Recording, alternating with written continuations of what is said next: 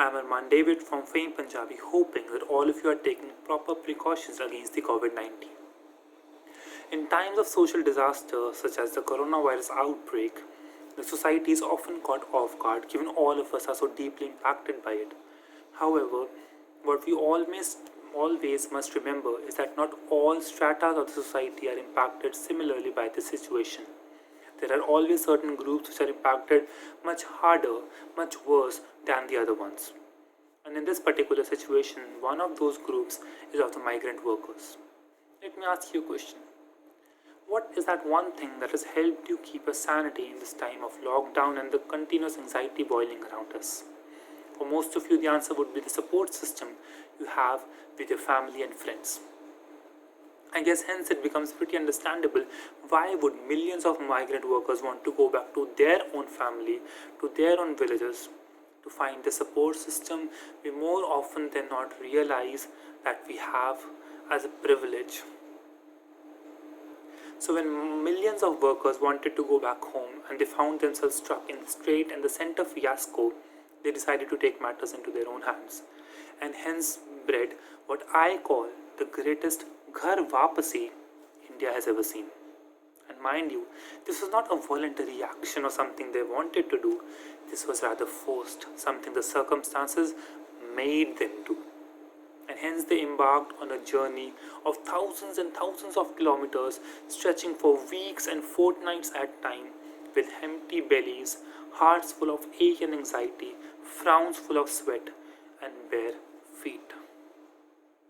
They swallowed whatever bitter pill they had to just to reach home, hiding in trucks, walking, cycling, hanging from trolleys, whatever they could, just to reach to the loved ones in this time of unrest, in this time of turmoil.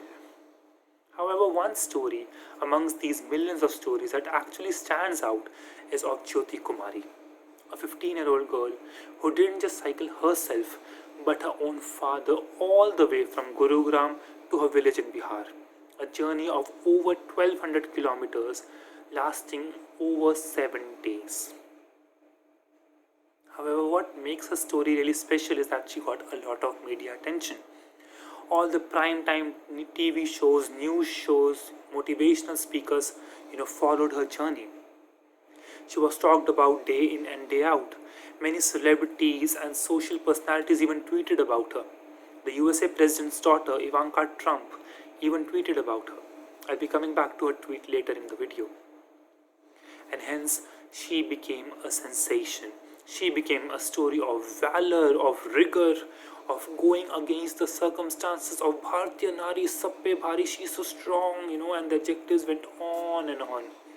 The bottom line remained that we must all take inspiration from her. Seeing the amount of, recognition that she was getting, a lot of social groups came to her help. A toilet was installed in a house. A tap was installed in a house. She was asked to get back to school, something she had to leave due to her circumstances. She was gifted a lot of bicycles and even an opportunity to come and attempt the audition for various cycling tournaments. So what are my 2 cents on this situation? In my opinion, Jyoti is not a victor. Yes, she is not a victor. She is a victim. And what we have done is blatant glorification of her pain and suffering. I never understand why we as a society are so obsessed with romanticism of pain. So let's try to break it down. In my opinion, we as a society romanticize pain because it helps us. It helps us in preventing to burst our bubbles. It helps us in preventing to answer and ask ourselves deeper questions. Let me give you an example. You're standing at a traffic light and you see a poor boy selling pens to earn whatever little money he can. You look at your son and say, look at him, how strong he is. He's fighting against the odds. You should take inspiration from him. And after giving this fake high of motivation, you end it there. What you fail to teach your children is kindness, empathy, and looking beyond your privilege. You know why we do so? Because looking beyond our privilege might irk our conscience, and it might ask us to help them. And maybe it might be bitter, but we don't want to help them. We want to be comfortable in the bubble that we are. And this entire situation of romanticism is further fueled when celebrities and social media sensations and popular influential people tweet about this glamorization, rather support this glamorization. Let's look at Ivanka's tweet, shall we? Well, she called Jyoti's story a beautiful feat, when in reality it's a hurtful fate. She called Jyoti's story a story of love, while it is a reality of pain and suffering.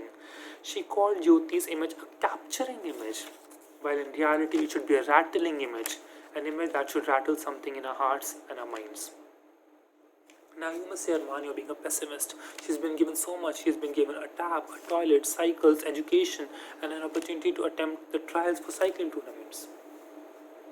However, let me ask you, why is it that the poor people always need to prove themselves worthy of being given the basic necessities of life? Necessities we don't even realize we are granted with automatically due to our privilege. Why is it that the poor people have to make a show of their pain? They have to make a show of their suffering for us to even notice them.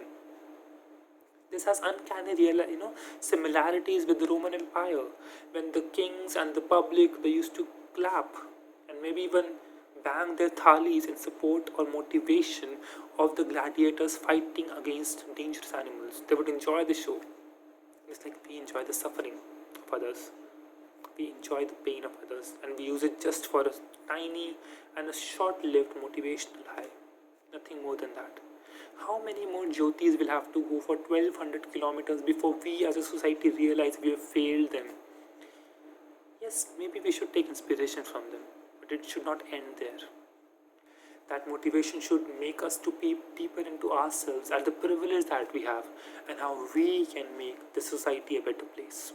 How we can make it happen that no more Jyotis have to cycle 1200 kilometers, and that giving a tap, a school education is not a gift that we are giving them. It's the basic necessities of life for which ideally they're not supposed to work so hard.